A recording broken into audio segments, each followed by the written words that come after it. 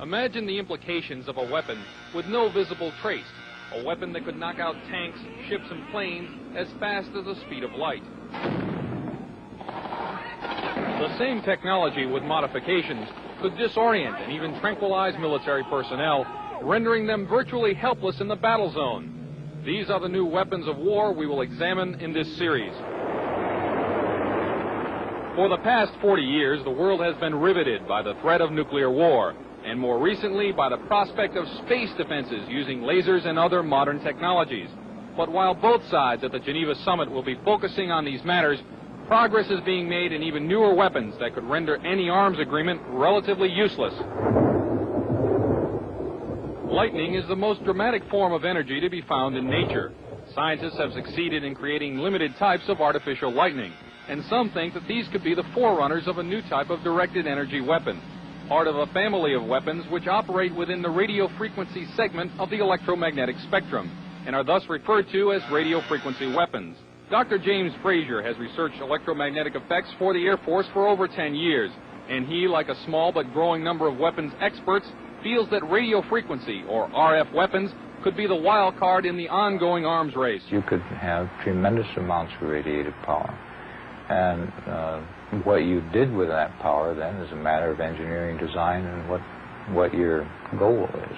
Robert Bass, a physicist and PhD in mathematics, is working on U.S. weapons research. He says that the Soviets seem to be ahead in a number of areas, and especially in RF weapons. We are behind the Soviet Union in directed energy weapons based on 60 gigahertz microwave beams. Dr. Bass and others feel the most likely form of Soviet RF weaponry would be high-powered microwaves, similar to a focused, ultra-high-intensity radar beam. It would literally cook humans and knock out computers and electronic surveillance and communications gear. An operational RF weapon, relatively cheap and reusable, could devastate sophisticated and expensive war machinery. The $20 million F-16 fighter, for example, is totally controlled through electronic sensors and computers. With no manual flight controls, the plane would literally fall out of the sky after being hit with a high-intensity pulse of microwave radiation. Scientists say that microwaves and other types of RF pulses operating at specific frequencies or windows can be transmitted with little or no loss of power. Machines known as gyrotrons can produce the massive pulses needed to drive these devices, and it's believed that the Soviet Union has a 3 to 5 year lead in this technology. Over the past year, CNN has repeatedly asked the Department of Defense and the Air Force about radio frequency weapons. After much resistance, DoD finally said that the subject was too sensitive to discuss. In my next report, unexplained cloud-like phenomena which may be evidence of a Soviet breakthrough in RF technology. Chuck DeCaro, CNN Special Assignments.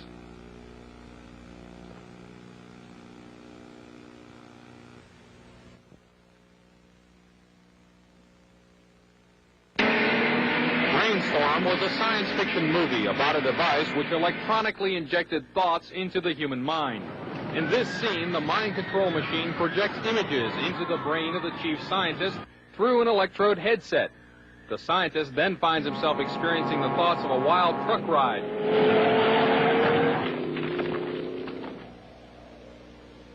But even in this futuristic Hollywood tale, the subject still had to be connected to the machine by an electrode headset. That's remarkable. But not as remarkable as a real-life experiment where I was the subject of a prototype device designed to project images into the mind without electrodes. The prototype machine, developed from Soviet scientific data, could, according to some scientists, have a profound effect as a weapon of war. Electronic mind control research is not new. A scientific milestone in this area came in the 1960s, when Dr. Jose Delgado demonstrated remote control over a charging bull. By connecting a radio antenna to electrodes inserted into the bull's brain, Delgado proved that the animal's aggressive impulses could be thwarted by electronically manipulating the bull's muscle reflexes. Do you realize the fantastic possibilities if from the outside we could modify the inside? Could we give messages to the inside? But the beauty is that now we are not using electrodes. In recent years, Delgado has shown that the behavior of monkeys can be altered using low-power, pulsating magnetic fields. But in these experiments, there were no antenna implants. Any function in the brain, emotions, intellect, personality, well, could be perhaps modified by this non-invasive technology. Delgado's research has so far been limited to animals, but in the Soviet Union, a radio frequency, or RF device, has been used for over 30 years to manipulate the moods of mental patients. It's called a LIDA machine. It radiates pulses of radio frequency energy, as well as light, sound, and heat. The pulse rate is in the extremely low frequency range, between 0 and 100 pulses per second. Dr. Ross 80 is the top researcher at the Veterans Administration Hospital in Loma Linda, California. He has been investigating the effects of the LIDA machine. Now, what do the Soviets use this machine for? Well, they don't use it anymore. We should be very clear that this is a machine which is regarded by them as somewhat obsolete technologically. This scientist, who did not want his identity revealed, is employed by the U.S. government and has done secret RF weapons research. He believes that tests done with the LIDA and similar machines prove that humans are susceptible to remote alterations of mood and awareness. Certain kinds of weak electromagnetic signals work exactly like drugs. And so the promise is that anything you can do with drugs, you could do with the right electromagnetic signals. Apparently, there are specific sites involved, specific functions involved. It's a matter of matching up, just like it is with a pill or a drug, to cause and effect. You could have a cause and effect relationship between a magnetic field and a biological function. CNN enlisted the help of noted physicist Dr. Elizabeth Rauscher and electrical engineer Bill Van Bice to build and test an RF mine interference machine from data found in Soviet scientific literature. The machine itself was inexpensive and easy to construct, using parts from a consumer electronics store. It emits a weak magnetic field, pulsed at extremely low frequency. As the subject of the test, I was blindfolded, and my ears were blocked to prevent inadvertent clues as to what was happening. A magnetic probe was placed about 18 inches from my head. As the experiment began, 2 signal generators produced waveform patterns that were transmitted by the magnetic probe at about 1/1000th of the Earth's natural magnetic field strength. Describe anything that you see, if any. In the control room, Van Bice varied the waveforms being generated. In another room, I could see waveforms changing shape in my mind. Parabola just went by? Parabola just went by. Oh, yeah, I did. I just flipped the switch. Parabola? Uh-huh. All right. Well, let's see. Let's check this out. That's what happened. I flipped the switch. Okay. There's a spike right there.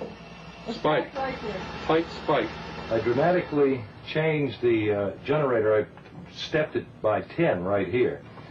And the intermix from the 2 generators was right where you said that you saw a spike. Van Bice says that when I failed to see any change, it was because he had not set the proper frequency and power levels. Later, I asked Van Bice what a weapon using this technology could do. Induce basically what would be considered hallucinations in people, direct them to do things against their so-called better judgment. How easy would it be to assemble a weapon from existing off-the-shelf parts? In 3 weeks, I could put together a weapon that would take care of a whole town. We showed the results of our test to Dr. Robert Becker, a 2-time Nobel nominee for his work in the biological effects of electromagnetism. This is a very significant experiment because it carries our understanding of how vision is actually performed a step further into the mystery. He said he thought the machine caused a disturbance in the brain's interpretation of vision, and as such could be used as a weapon. That kind of a disturbance in the visual system could markedly influence the operations of a fighter pilot, a helicopter pilot, or even a simple an aberration in the visual field as making everyone seeing double, or everyone having their visual field jitter like a poorly adjusted television screen. The effect of that upon the efficiency with which an Army, an Air Force, or a Navy would operate would be catastrophic. More about RF weapons in my next report. Chuck DeCaro, CNN, Special Assignments. Described as Radio Shack parts that anybody can build, done in a laboratory.